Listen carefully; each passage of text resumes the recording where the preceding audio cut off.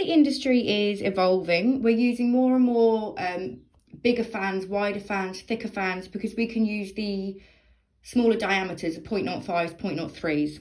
And most of us are using them in decal. Now, the problem with the decal is it can get a little bit bunchy. So if you're just using decal and nothing else, and you're not mixing up your lengths either, if every single layer is getting a decal, you're going to get this sort of like thick, black, very rounded, flat top line, you know. And even though from the top, from your angle, looking down, they look amazing and full and fluffy and great, when that client opens their eyes, you sort of go, oh my God, what are they? But we've all seen them, haven't we? So this is 13s on every layer, trying to reenact sort of the eye. So bottom, middle and top, or just bottom and top, or whatever you want to do, has all got a 13. And you can see it gets very thick at the lash line. What would be considered the lash line there? Very thick, very, very dense and dark, and very heavy throughout the entire curl.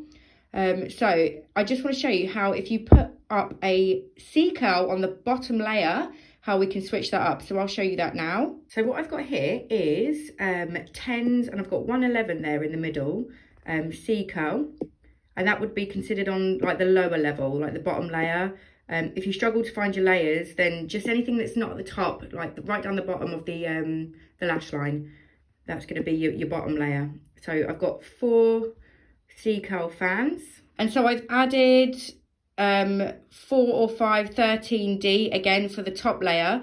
So if the effect is you want the decal look throughout the whole eye, perfect. You can still get that really lovely decal effect, but you can just see that top line is really light and fluffy.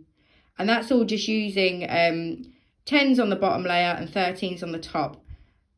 Now, I have used 10s on the bottom layer because if I used 13C on the bottom layer and 13D on the top layer, this would all be a bit mad. So you'd have them poking out here at the top. So you want where the curl would start to curl on the 13D, that's where I want the 10 to sort of stop, to give the 13D part its moment.